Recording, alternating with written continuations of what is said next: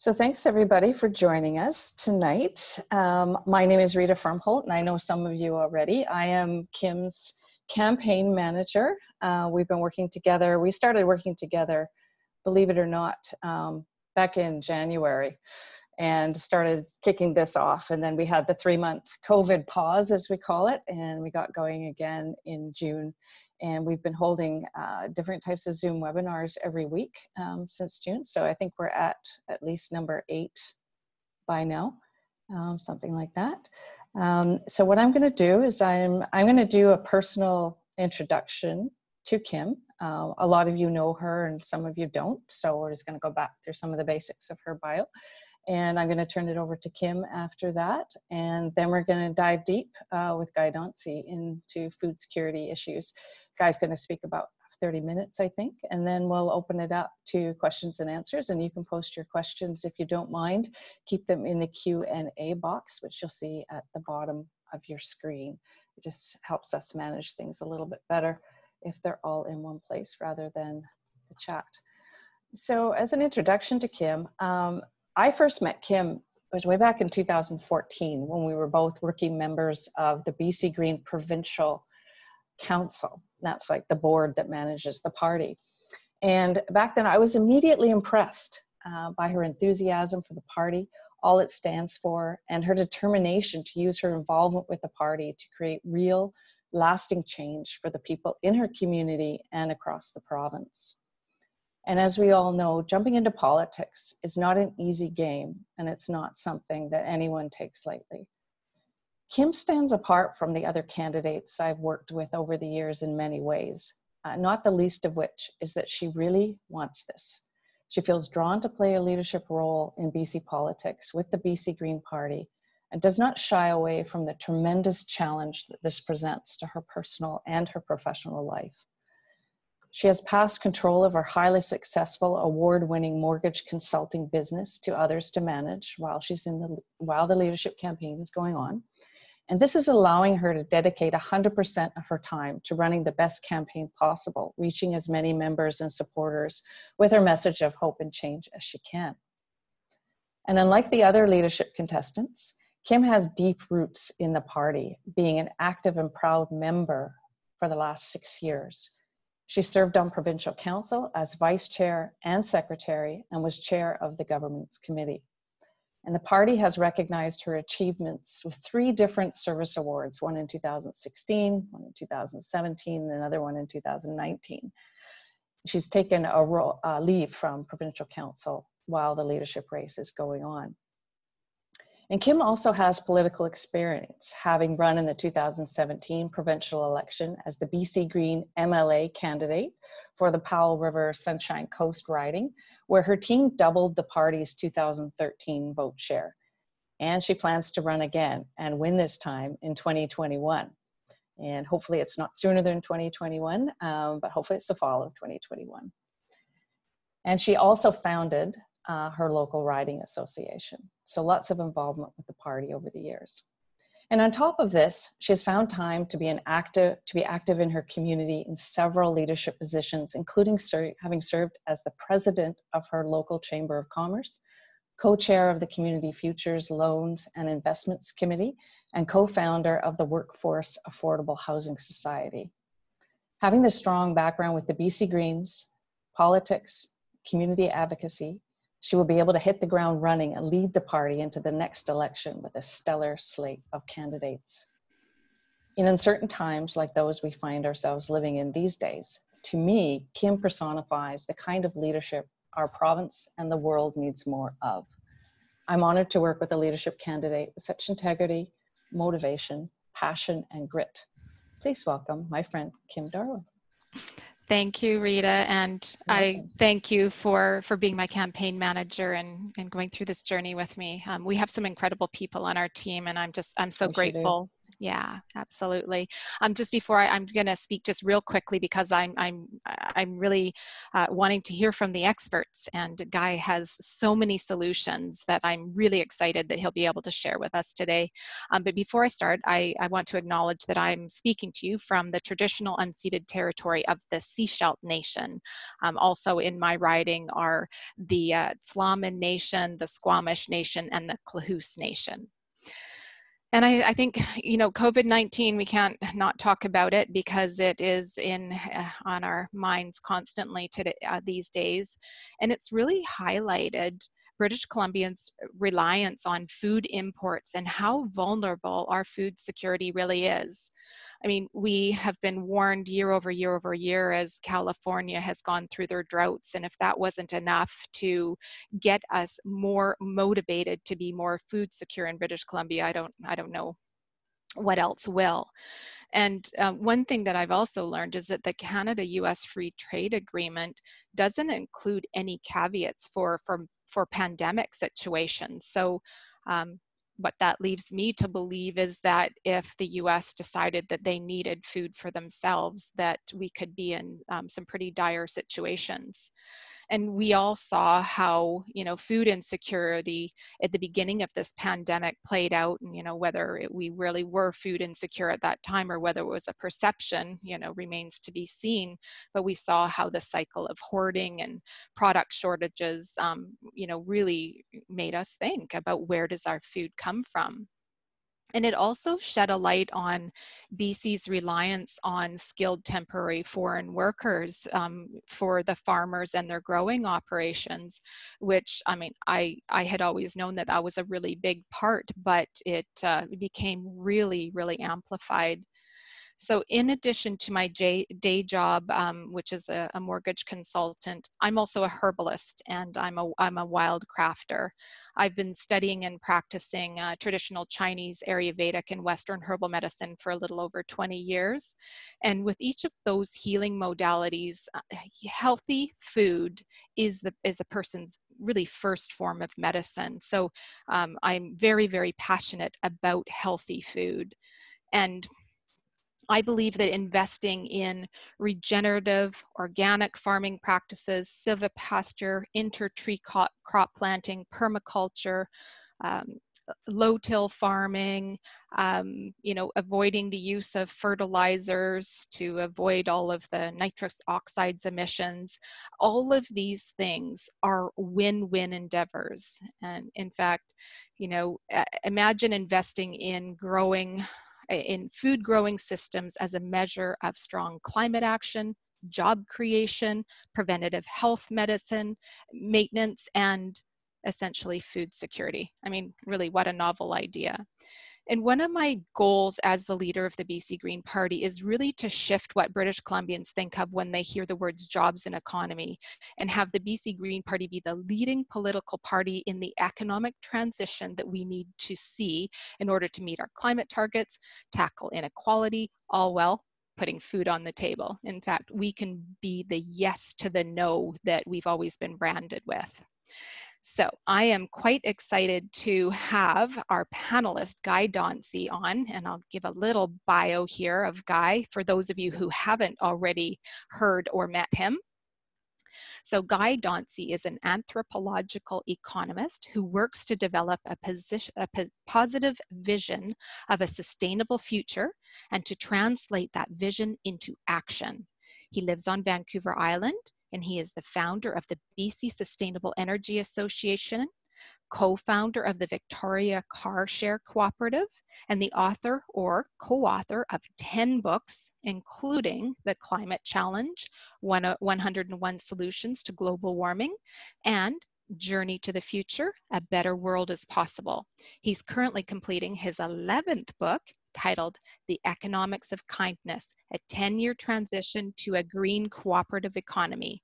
He's the president of Yellow Point Ecological Society, and his website, and you'll be able to see this after too, is www.thepracticalutopian.ca.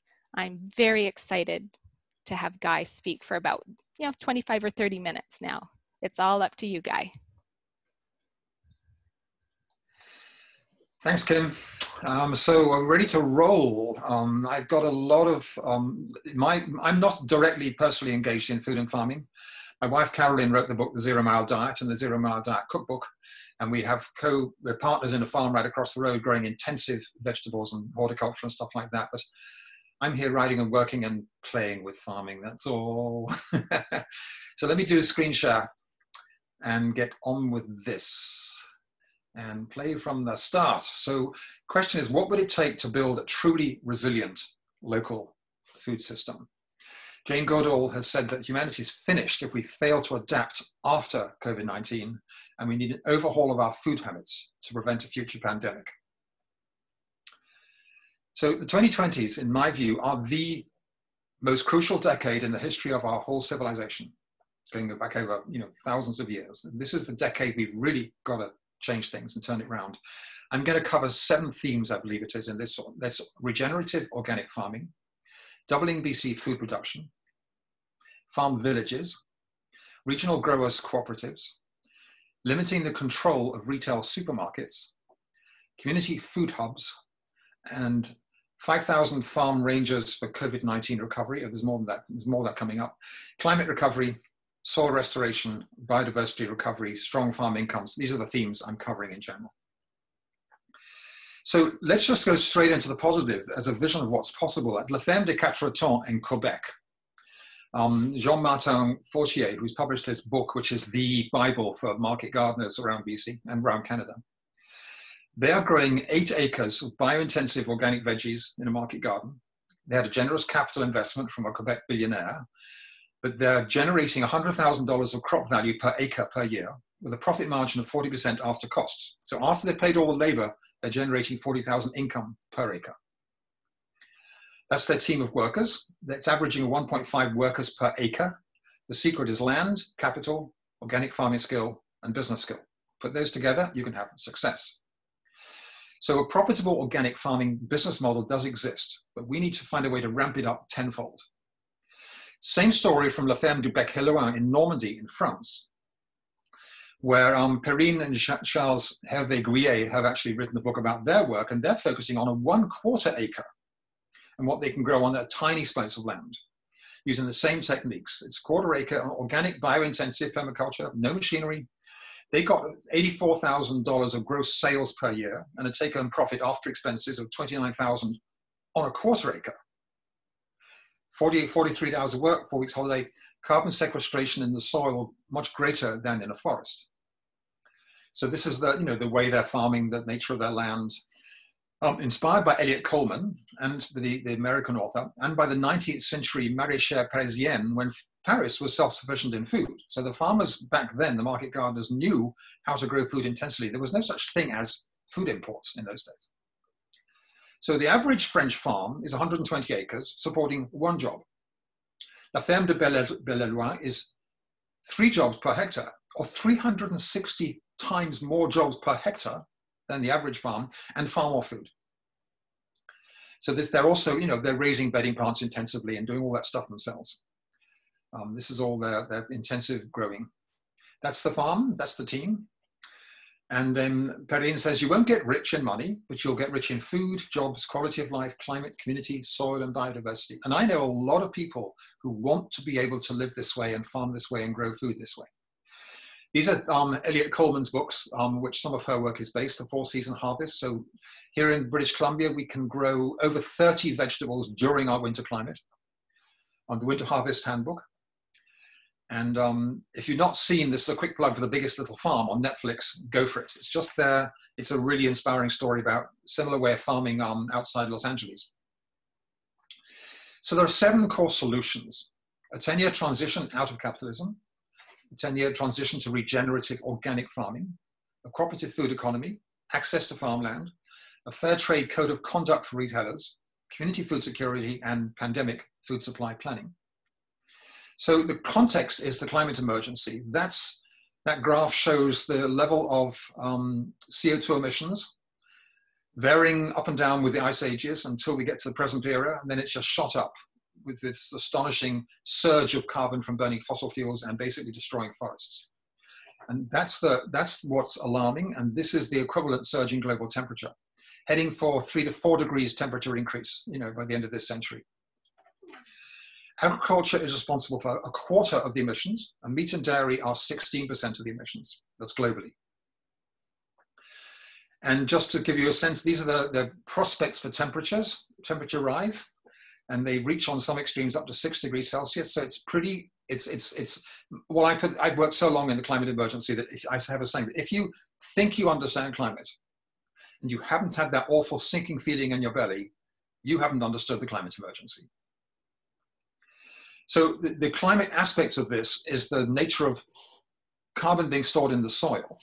So UN has a thing called the 4% initiative to increase soil carbon by just 4%, 4 parts per thousand. It's not 4%, it's 4 parts per thousand. That would halt the annual increase in CO2 because it would sequestrate that much. We actually need to stop all CO2 emissions and sequestrate the 300 gigatons, a billion surplus tons in the atmosphere and bring them down to earth. And farming is one way of doing this thing. So there is a Farmers for Climate Solutions website that actually starts laying out how farmers can participate in carbon sequestration on the farm. We also have a biodiversity emergency. Insect collapse of 25% around the world since 1990s. The primary cause is agro-industrial farming, use of pesticides and fertilizers, destroying soil vitality. And we have ecological overshoot when we're best, eating into that massive ecological capital. And the primary cause is burning fossil fuels and agro-industrial farming. So if we solve this one, we've got a lot of things solved. A third of Earth's soil is acutely degraded due to agriculture. We're losing 24 billion tons a year through intensive farming. More Dust Bowl likely, I can't see the top of my things. I got some stuff up there covering the screen. There you go. Dust Bowl is more likely, and I'm going to go back to that one. More than likely, twice as likely to reoccur as happened in the 1930s. And we have only 60 years of farming left if the current soil degradation continues. And the soil degradation is caused by chemical farming, which pays no attention to the soil, treated as a commodity. The meat industry is also responsible for the largest ever dead zone in the Gulf of Mexico. The toxins, coming out, pouring into the waterways, causing marine life to die. And when we look at the true cost of global farming, true cost says there's a $3 trillion environmental cost of farming. That's an externality on current financial measurements. So that's what is being the damage that's happening every year. Meanwhile, we got gross inequality and anger. 1 in 8 households in Canada are struggling to feed their families. So we got this issue of getting the food into low-income homes, and the world faces at least I can't read the top of my slide. Governments being urged to sort of treat this as a disaster. Capitalist farming is destroying soil, ecosystems, biodiversity, water resilience, carbon storage, farmers' income, and rural communities. Capitalism, by capitalism, I mean a system that prioritizes financial gain over everything else. Capitalism is not an economic system. It is a cultural system based on self-interested values, which are expressed in the economy through the use of capital. So it's not the system we have to change, it's the cultural values, which are then expressed in the formats of business and banking and law and bankruptcy law and all sorts of stuff. Bankers and CEOs are following rule book that simply says money matters more than food. And if we can grab money off the farmland, it doesn't matter what happens to the soil because they're not going to be around when it all collapses. This is the core of the problem. If we want to double the food supply, we need to return the land to small farmers. That's the simple, easy solution here. When we look at the productivity of organic and regenerative side by side with conventional, on the left-hand side, we got very identical yields. In drought years, the yield is greater. We got lower greenhouse gases, and we got less energy being used in conventional farming than conventional farming. So now we turn into the North American context, where we have domination by giant multinational corporations. We just have to address this. Since 1990, the giant corporations that supply farm inputs and services have left farmers with just 5% of farm revenues, causing farm debt to nearly double from $106 billion to $106 billion just since the year 2000. Transnational agribusinesses were the primary recipients of US farm revenues, capturing 98% of farm revenues over the last 30 years. In 2018, saw the lowest realized net farm income for Canadian farmers, a 40% decrease in just 1 year. So the farmers are really struggling. Meanwhile, the supermarket's markup on food rose from 18% to 67% between 1950 and the current time. So that's a fourfold increase in the amount, the profits the supermarkets are getting while the farmers are getting less. In 2005, Safeway took $2.5 billion in vendor allowances. I put that in quotes, where the vendors have to pay up to $30,000 per product for the privilege of sitting on the Safeway shelves. Because they have such a monopoly, they can really command whatever they want from the vendors who can't get their outlets without those supermarkets. Processed foods are controlled by just 10 players across the North American food market. All these sub-products, they're all part of those big players. And even organic foods are dominated by multinationals like Coca-Cola, Campbell Soups, and Conagra. So, and since 1995, the number of independent organic food processing companies in the US has fallen from 81 down to 15. So we got to do a lot of restoration of an economy. So now we turn to the British Columbia context. Did I set these questions up with you in advance? I don't think we can't do this question. So use the chat box and I'll let Rita give feedback here. BC has 2.59 million hectares of farmland. What percentage is growing vegetables? Just write A, B, C, or D. A is 15%, B is 8.9%, C is 2.4%, D is 0.25%. I'll give you sort of 5 seconds. Just go for a quick answer of what you think, what percentage of our farmland is growing veggies. And then Rita, if you can unmute yourself and just share the results. I will come back here. We're getting C's and D's. C's and D's. Two B's. Yeah. Anyone else? And 1A. Okay. The correct answer is D. D for dummy. It's 0.25%. A quarter of 1% of our farmland is growing vegetables. So yeah, let's get real on that one. That's the data, how it all spells out. 57% pasture, 13.5% growing hay. And here on Vancouver Island, most of that hay is for horses, which are not agriculturally productive. 1% fruits, nuts, and berries. So 53 times more land is growing hay than is growing vegetables. We have 17,500 farms. Of those, only 5% are organic or in transition to organic, and only 1.4% are using community-supported agriculture. Kent Mullenix from Kwantlen College says that half of our agricultural reserve land is lying unused, which is similar to the data that I've came up with. So in the Alberni Regional District here on the island, there's 7,000 hectares, 3,000 hectares being farmed, 4,500 hectares just sitting idle, nothing happening on it. 90% is livestock production, only 3% is vegetables, berries and grapes, and the region's importing up to 95% of its food. And all that land is sitting empty. Average gross farm receipts are 61,000, but the farmer keeps 8 cents on every dollar. The average farm income is only 4,600. Compare that to numbers I shared earlier with intensive regenerative organic farming. And the average age of farm operators in 2010 was 54, so today it's like 64. So there's something big needs to happen to let young farmers come onto the land and sort of grow, earn 4 times, 10 times more money by growing the food we need. Our food chain is hugely dependent on imports. On Vancouver Island, Powell River, Haida Gwaii, Prince Rupert, Kitimat, 95% all food comes in by truck or ferry. And just-in-time food supply chain management means that those communities have only 2 or 3 days food supply. If we have disruptions to the food chain, as Kim was suggesting earlier, because of America getting a breakdown in their food supply, we are screwed. So BC has the land. We have young farmers. We have the willingness. What's the problem? It's the cost of land, the lack of farmland housing, the lack of skilled labor, lack of capital, lack of infrastructure, and lack of profit, or perceived, I should say, perceived lack of profit. We need to build a new ecological civilization based on the economics of kindness. But the 5 principles are: be kind to nature, be kind to people, build a cooperative market economy, have a democratically strong government, and suppress domination, which includes suppress monopoly. We moving from ego, where we dominate everything, to eco, where we're partners in the realm of nature. So in the 7 core solutions, starting with a 10-year transition out of capitalism, I'll deal with this very quickly because it's a very quick problem. A planned legislated transition to a purpose-based charter for every business operating in BC, requiring that it operate for the benefit of all stakeholders, including nature, workers, communities, customers, and suppliers. That requires clear political leadership and support, nowhere in evidence from the NDP or from the Liberals, and no word of such thing from the Green Party either yet, because people sort of don't know how to embrace the world of business. Second is a 10-year transition to regenerative organic farming, because of the speed of this urgency is just big.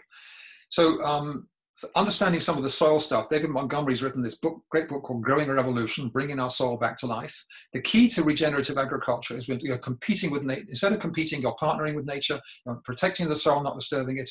You have diversity and not monoculture, and you're holistic and not reductionist.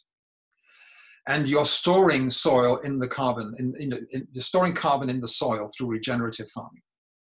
And restoring biodiversity, insects, butterflies, bees, caterpillars, they're all coming back. So the 5 principles are minimize soil disturbance, maximize crop diversity, keep the soil covered, maintain living root year round, and integrate livestock. All the vegans will say, don't integrate livestock. That's an ongoing discussion. I'm vegan myself, but I think livestock has a big role. So, and the more organic matter, the more water you store per acre. With conventional farming, you're collapsing soil, collapsing carbon, collapsing farm incomes, collapsing biodiversity, and multiple negative impacts. With healthy soil, you've got restoring soil, restoring carbon, and all these good things with healthy food. This needs government leadership.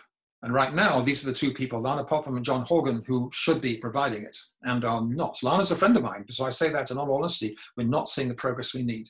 And we need community leadership because nothing happens without a grassroots pressure from the bottom. The Ministry of Agriculture needs to establish a food resilience and sustainability task force, develop an overarching regenerative food policy, enact a food resilience and sustainability act with legally binding targets for regenerative farming, local food production, supply chain resilience, farm wages, retail sector partnerships, and public health.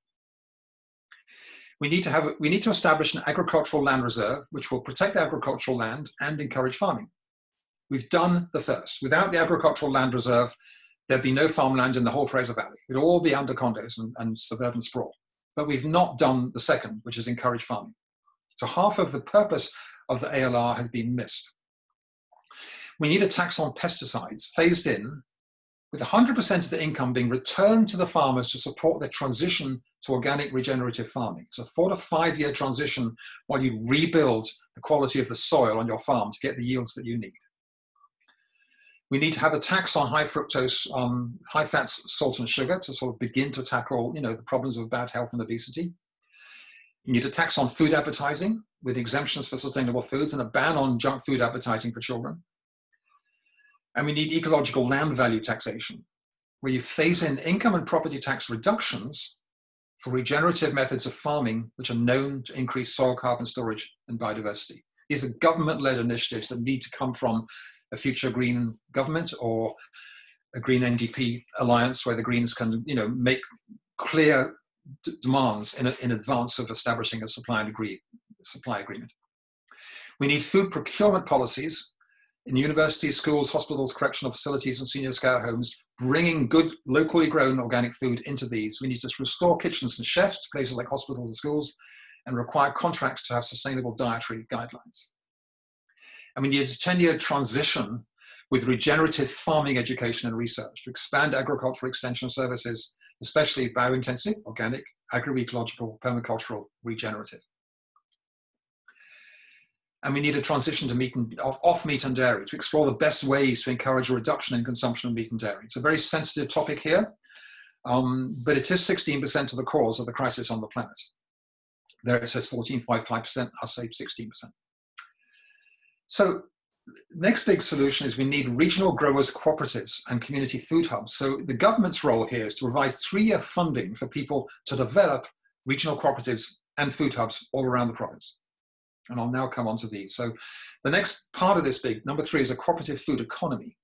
To give context here, Finland, with a very similar population to British Columbia, has 5,500 cooperatives. 84% of all adult Finns are members of at least one co-op. Finished agricultural crops have a market share of 97% in milk, 80% in meat. Consumer cooperatives supply 45% of people's daily goods, and so on and so on. So they're big. In BC, population 5.1 million, we have 72 agriculture and food cooperatives instead of 720, which is where we should be at. So we need 29 regional growers cooperatives, one for each regional district. And here's how it could work. This is an example of a current distribution, a private company, which my friend Randy Hooper runs, called Discovery Organics. So they have about 47 growers whose food they distribute collectively. A regional cooperative could do that and much more, as I'll show you. So say we had a North Okanagan Regional Growers Cooperative. All those farmers are members of it. They got 2,400 farms in the North Okanagan, 69,000 hectares, of which 51% is not used for farming. So then what could they do in such a regional growers cooperative in any region? Teach farming skills, business skills, have mentors. Arrange shared supply management and a shared distribution central depot. Have shared transportation, shared storage, shared processing, and shared seeds security. Shared marketing and advertising, shared help with CSA distribution, access to capital through community investors, shared research and development, cooperative grocery stores, shared lobbying, and shared lobbying. As an example of the access to community capital, what's possible in community economic development. BC has already a community impact investment coalition, enabling people to begin to reinvest in their local economies. In Nova Scotia, where this is back to provincial policy that the Green Party government could bring in, provincial equity tax credits that are focused on community benefit have inspired people to invest $100 million in 76 projects, including substantial investments in food and cooperatives and social enterprises. So right now, there's no vehicle for local people to invest in our own farmland projects in BC. You need that legislation set up to do that. In Portland, a bioregional group, EcoTrust, invested $25 million to buy 2 old industrial buildings. One is a campus hub for innovation in bioregional food and farming. The other, connecting farmers to their markets by providing 170 food businesses with warehousing. So all each big city needs to have a hub of this kind to sort of centralize and allow, shared distribution. In Quebec, Chantier de l'Économie Sociale supports 11,000 social economy enterprises, employing 250,000 people. A lot of this involved in food and farming. So next big solution is the critical problem of access to farmland. How can young people possibly buy BC farmland? Even 400 acres, you've got $1 million to buy that land up in the Cariboo. This is a global picture of the price of farmland. So they're saying, look at United Kingdom, it's $16,000 an acre. That's impossible. That's impossible. Fraser Valley, $50,000 to $186,000 an acre. In Northern Okanagan, between $19,000 and $600,000 an acre.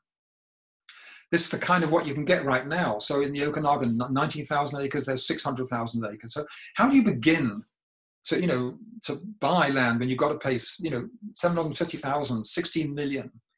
Here in Nanaimo, 1.25 million, 59,000 an acre. These are hugely big prices. Young agrarians do a good job of connecting young farmers to farmland, which they can lease, but it doesn't help them buy the land and get security where they can live and raise their children. So I'm looking at farm villages being the way of the future. I developed this presentation with a colleague who's a planner about 5 years ago. Throughout the world, in every culture, farmers have lived in small farm villages. Just the way of life. It's the way it's done. Our proposal is that the agricultural land reserve rules are changed, allowing that on any farm of more than 20 hectares, 1 hectare can be rezoned to allow for a limited amount of clustered housing for farm workers. A community farmland zone would allow the development of clustered farm worker housing with strict controls to ensure that the land is farmed and never bought for conventional real estate purposes. With these 4 legal mechanisms to a community farmland zone bylaw, a covenant, strata farm fees that don't apply if you farm the land, and registration of a housing agreement. These are planning tools that guarantee that developers can't come in and buy the land and pretend to farm for a year and then just sell it off for real estate development. So if you had a farm like that, and there's the regular farmhouse down the bottom, and you can add a farm village up here, and the cost of land for that might be 100,000, shared by 5 families, 20,000 each. cost of a small self-build, 150,000, little 170,000, mortgage of $620 a month if you can manage the down payment. So the finances become totally manageable, and then you'll be able to share in the land and move into ownership of that land. And you would own the land in the farming housing cluster. Either you own it personally or as part of a community farm trust. You can lease or purchase the land from the existing farmer. Those are the 4 levels of protection that I mentioned earlier. In the Alberni Valley, where there's 4,500 hectares of vacant farmland, you could have 100 farm village clusters of 45 hectares each, with people living in a village, raising their children there, growing food, and really enjoying life. If 50% of BC's vacant acres can be cultivated with using biointensive methods and 1.5 farm jobs per acre, that's 8,000 potential farm jobs with young people, getting onto the land and growing the food we need. For ownership, could be private rental from the farm owner, strata title owned by the farm workers, or a community land trust owns the land and the farm workers own their homes, but the land remains off the market forever. So there's no price escalation or inflation on the price of the land. Operating models could be a shared farm business or cooperative, individual farm partners or employed farm partners. And they get income from farming, value-added products, educational courses, farm holidays, but 50% of the income must come from farm-related activities. So next question, and Jen, again, go to your chat box or Q&A. Would you like to live and work in a farm village? Yes, absolutely. Yes, if it was allowed. Yes, but it'll never happen. Or no. So Rita, I'll let you unmute yourself and share some of those results. Well, the A's have it, except for Bob, who said he's too old. No, well, that's fair enough. Yeah. Okay, just a caveat. Bob was my grade 4 teacher. Oh, nice. Oh, so now he's 34 years old. Okay, moving on. Yeah. Next big core solution is a fair trade code of conduct for retailers to stop the monopoly exploitation of the price that farmers get for their food if they're going into the supermarkets. John Steinman comes from Nelson. He's written this amazing book called Grocery Story about food co-ops. Great data, and he's done great research in this book, right? So BC has a retail oligopoly of the Jimmy Patterson Group, which is Save On Foods and stuff, Empire, which is Thrifty Foods and stuff, Safeway, Walmart, Costco, and Loblaws. They control 80–90% of all food retail distribution in the province. The average Loblaw worker gets $14 an hour or $28,000 a year. The average executive bonus is $22.65 million a year on top of a salary. That's $1,300 per hour bonus. Last year, 23 grocery executives from 4 Canadian chains were given $61 million in bonuses. And the farmers are struggling and getting every penny pinched off them. The workers are struggling. Look at this. Loblaws with 27,500 workers. Their first $1 billion annual net earnings, 36,000 retained profit per worker. So every worker earning 28,000, they're taking 36,000. And in the first quarter of 2020, because everyone was going to the supermarkets, they got 42 million increase profit over 2019. There's something seriously wrong with this picture. Galen Weston is earning $3,600 an hour. That's 260 times more than the regular worker, and he's accumulated a personal wealth of $13 billion. That's 13,000 units of $1 million each. Just picture that. A billion is 1,000 millions. He's got $13,000 million pockets of money, all at the expense of farmers and food workers. And Loblaws chose to end their $2 an hour pandemic pay for workers despite soaring profits, and so did all the other supermarkets on the same day. So there's legislation needed here to really control the excessive power of these monopolies. Back in 1938, the end of the New Deal, Roosevelt said, "If you believe with me in private initiative, you must acknowledge the right of well-managed small business to expect to make reasonable profits. You must admit that the destruction of this opportunity follows concentration of control of any given industry into a small number of dominating corporations." So we need a retail code of conduct to prevent monopoly abuse, requiring a percentage of fresh produce to be local, no slotting fees or perfect food standards, or these jargon they use to squeeze money out of them. To allow, this is 1937 Miller-Tydings Act in US, allow food makers to set the minimum price their products are sold at in stores. That was legislation in America. And the US in 1936 had legislation that guaranteed small grocery stores access to the same products at the same prices as the large chains. This could be legislated for British Columbia. Then we come to community food security at the city level, the urban level. This is a picture of Vancouver's food scene. All of those are initiatives on the ground. They need uniting through a community food hub with widespread membership, because we need also to address welfare, work, and income policies to address food poverty and security. But if you've got membership of the food hub, you can have political pressure fed downwards onto the politicians. You're building up a massive 100,000 people petitions to change the welfare, work, and income policies to address food poverty issues. So a community food hub should be and could be providing Ecology 1 and farmland education in all schools. Every school should be offering farmland education. And because it's outdoors, it's much lower pandemic risk. Now, we should be really, Green Party is putting out a big thing. Right now is the discussion on getting back to school. The more classes are held outdoors in nature, the lower the risk of transmission.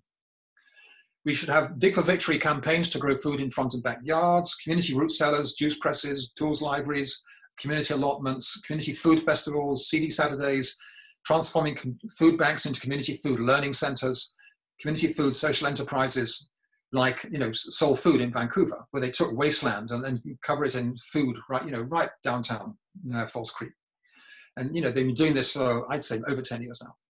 Same in Victoria, we had, down at Dockside Green, there's vacant land before and after. That's what's possible with community food growing in our cities. So the seventh solution comes to pandemic food supply planning. We put together, I'm with the Council for a Green New Economy, and we wrote a big report called A Portfolio of Possibilities. We're saying employ up to 30,000 young people as recovery rangers, including 5,000 farm rangers to work on BC farms this summer. Well, clearly that's not, they're in August now, so the government hasn't picked up on this. We want urgent measures to assist people on lower incomes who can't afford to stockpile or pay higher prices. We need to plan for that now.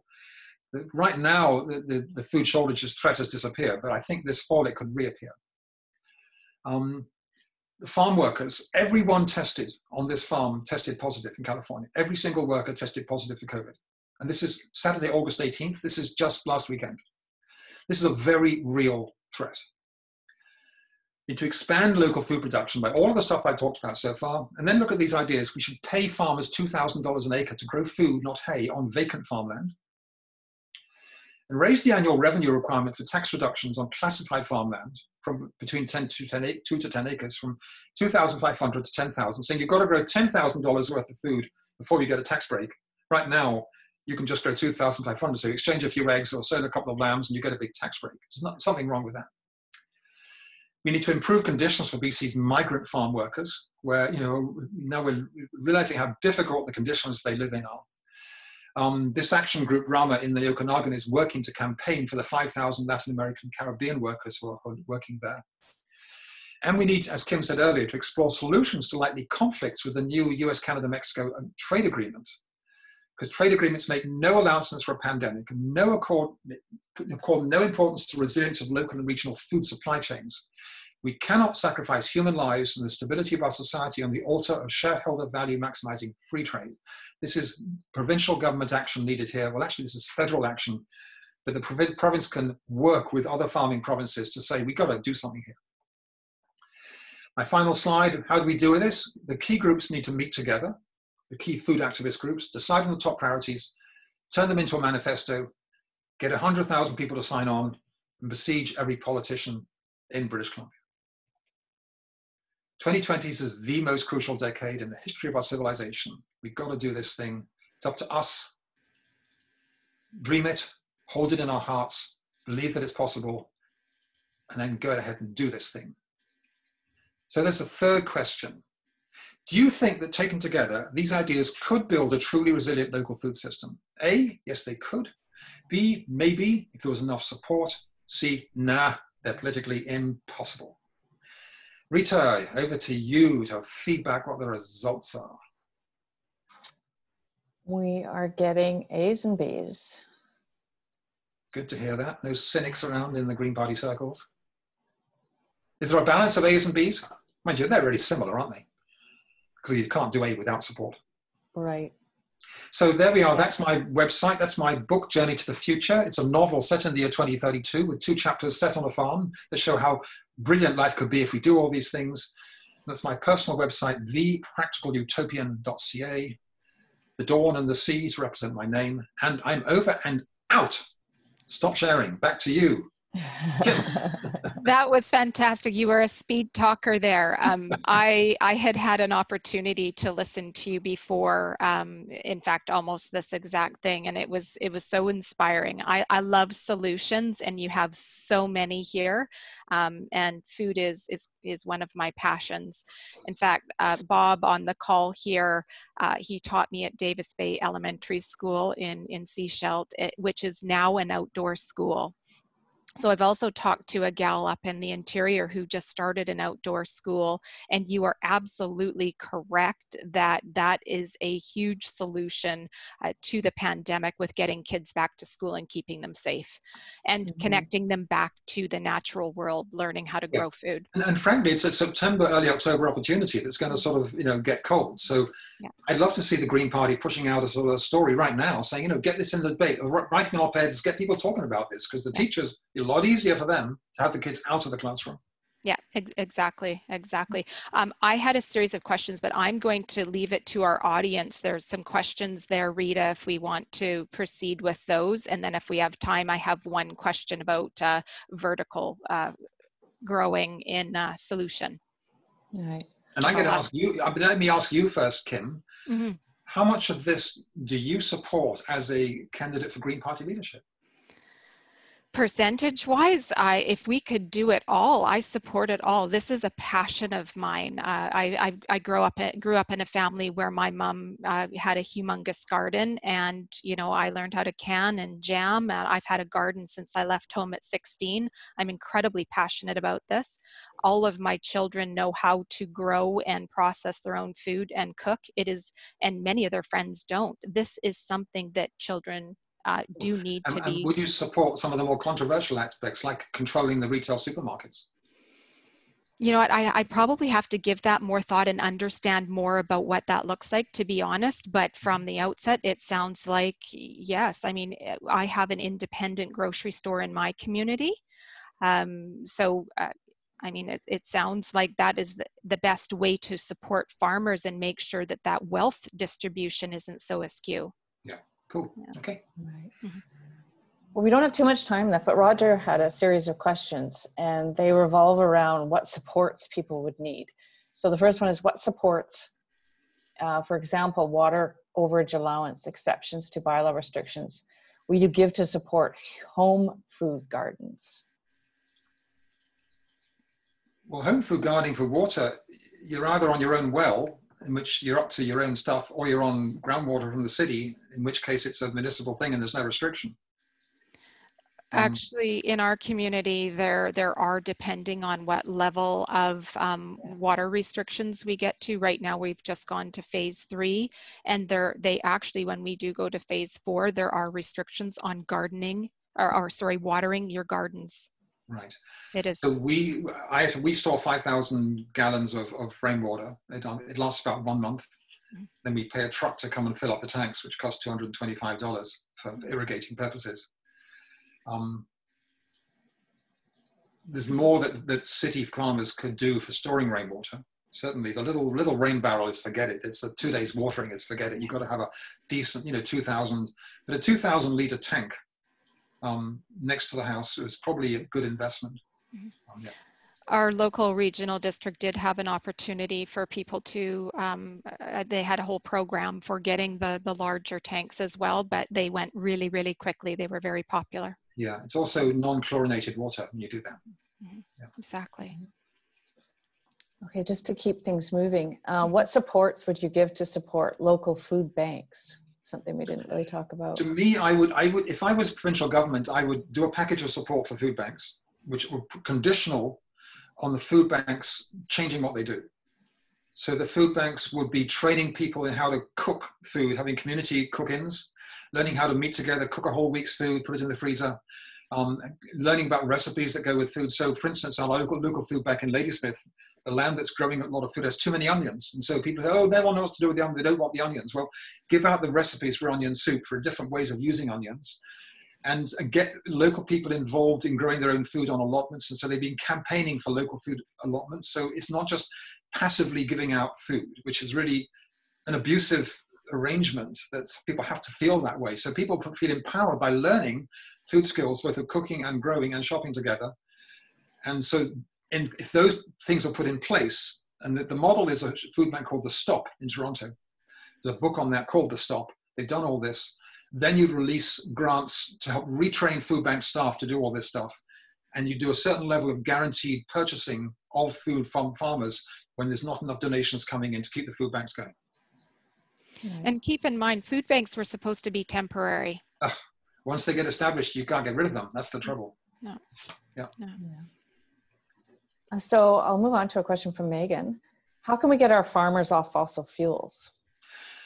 I think it's the model of income. I mean, those two models that I showed in Quebec and in Normandy shows how much income is being gained from organic farming. And it's just they can see the role models of success. And you're meanwhile eliminating the cancer. It's not a risk of cancer, it's a reality of cancer for farm workers, for farm working families. Yeah. And a lot of it is the older farmers just are stuck in their ways. The younger farmers need to be the ones who be re-educated. And so then we need, how do we transition an older farmer who's 60 or 70 to younger people? So that becomes the question. You don't bother trying to change their minds, but the younger farmers required to do it differently. And if you do that transition tax, you're putting a phased-in tax on pesticides and fertilizers, that's going to be a big incentive. Some of the farmers, older farmers say, oh, I'm giving up, I'm handing over, I'm selling up, which is an opportunity for younger people. And for the younger farmers, it's the income they need to take a conventional farm and restore the soil for organic farming methods and getting more income off it. And you talked about in investment, the impact investing as well. So there's an awful lot of organizations like one that I'm involved in, Rise a Capital. It's a co-op, and one of the businesses that they like to invest in is regenerative farming. Well, so the bizarre thing is that most of us with our RSPs, none of that RSP money is being invested locally. It's all in stock exchange stuff, which the billionaires are profiting from. Mm-hmm. And legal changes can allow us to put RSPs into community investments and invest in farms. And interest rates, what are we getting these days? 0.25% from savings. So, if you're paying 2%, it's a lot more, but it gives the farmer that capital to invest in irrigation systems, deer fencing, the small grade seeding machines that might cost, a couple of $1,000s, stuff like that. Yeah, that's where you can do self-directed RSPs and invest in whatever aligns with your values. Yeah. Right. So Bob is mentioning that some landowners on the coast have property that is in the ALR, but they don't want to farm it. What supports can be given to purchasers that do want to farm? Well, Kent Mullinix from Kwantlen College actually proposed that ALR farmland should not be allowed not to grow food. Mm-hmm. That you're obliged to sell it if you're not growing food to a certain quantity. So there could be a price limit. That you lose your ownership, but you have got to put it back on the market. The other incentive I'm proposing is paying $2,000 per acre for vacant land. So as a direct cash incentive for the work to get that land going. A lot of those farm owners here on Vancouver Island are not interested in farming because they can put it down to hay. They don't even have to grow the hay. Someone comes, another farmer, and he does it for them. So they just are lazy. They're just nothing on it. And that's what's wrong. So the current ALR tax credit you get includes income from hay. And here in Vancouver Island, that hay is going to people who have hobby horses, where the horses are nothing to do. They're all, I tell you, you've got to be wealthy to own horses. So we're giving tax subsidies to the wealthy set to have cheap hay. So if you removed hay from that, at least that would allow real food to be grown for that tax subsidy, and then require more food to be grown for it. But it's quite controversial to remove if you own ALR land, you're obliged to grow food on it, or else you have a tax penalty. That'd be the way to do it. Right. Maybe time for one more. It's more of a comment from Angela. Organic certification needs to be simplified, as well as including the fee system. Well, the fee system is about $1,000 a year. It was when we last I think it's really important to have certification, because otherwise there's green spinning and spamming and nonsense being said left, right, and center, and anyone will claim they're organic. So it's really important to protect the label organic. I believe that for a serious farmer, $1,000 is a very good investment. The certification process, there's a paperwork to fill in, same as there is for taxes, and there's an inspection once a year. I think it's something you just need to swallow and get used to. I'm afraid that's my only advice. It's one of those things you just need to do for the sake of the credibility of that label. Right. Yeah. I promised to ask a question of somebody who is very, very passionate about this, but they were talking about vertical farming with the nutrient solution. And do you think that our bodies can assimilate nutrients in the same fashion as food grown in soil, and how that might react with our macrobiome? Yeah, I'm not enough of a food health scientist to know the answer to that. My wife, Carolyn, who does a lot of work in that field, has an open-ended question around that, because we know that a handful of soil on the one hand has the 3 core nitrogen, but it's got 2,000 phytonutrients in it. Yeah. We know they're critical for our health, and there's so many you can't even measure them. So if you just grow food in a solution with a very basic chemical mix, you're not getting any of those phytonutrients, and you don't know what health aspects you're missing. So to do a control side-by-side experiment with people only eating one or the other is probably impossible, because, and then if you fear human health, you're into moral hazard. You can't be doing that because of the ethical reasons. But some sort of study, I mean, even the study of the phytonutrients of food grown in that manner would be a useful thing to do. How many phytonutrients can be identified? Because they're all important. Right. But when it comes to a food emergency growing in the cities, and I don't know, maybe there's Singapore is going big time for vertical growing like that. Yeah. Awesome. Well, thank you. There's not a food shortage in the world. It's a distribution issue. We can grow twice as much food by growing agroecological. And if we go vegetarian, 7/8 of all the land is for meat and dairy. If you go vegan, so there's loads of food and land. It's distribution and a method of what we choose to eat that matters, right? Yeah. And I'm speaking as a healthy 72-year-old vegan. Well, thank you so much for sharing all that knowledge. I hope everybody, the audience, got a lot out of that, inspired by the solutions that are available to us. Just to let you know, next week we are going to have Dr. Katya Rhodes as our guest speaker, same time on Thursday, 5 o'clock, talking about electrifying British Columbia and her vision there. And of course, I would be a very bad candidate if I didn't say that we're always looking for volunteers. And if you have the ability to donate, of course, everything revolves around money in this day and age. So if you have the ability to donate to my campaign, you can do so at kimdarwin.ca. So thank you again, Guy. This was really inspiring to hear it for the second or third time, I think. And thanks for putting your name in the hat and running, bringing this leadership to life. Between Cam Brewer and yourself and Sonia, we got a really lively thing happening. Are the 3 of you going to be debating together at some point? September 1st, there will be a live debate. It was going to be in person, but because of COVID, we will be doing it by way of Zoom. Cool. Okay. Well, and there is a South Vancouver Island debate next week, more of a community forum that's open to the public. And Vancouver on Monday is also open to the public. So basically, there's 3 big opportunities coming up: Monday, Wednesday, and September 1st to see all 3 candidates together. Yeah. And you can find my website, kimdarwin.ca, and if you scroll right down to the bottom of our weekly newsletters that hopefully everybody's receiving, go down to the bottom, you'll find the Facebook link, like the page, engage. We are a people-powered party, so I'm wanting to hear from you. It's not all about the leader making the decisions top down in this party. It's about engaging our experts and our thought leaders within the BC Green Party. So thank you. Thank you once again, Guy, and thank you to everybody who spent your evening with us. Okay, bye. Thank you. Okay, bye for now. Good night.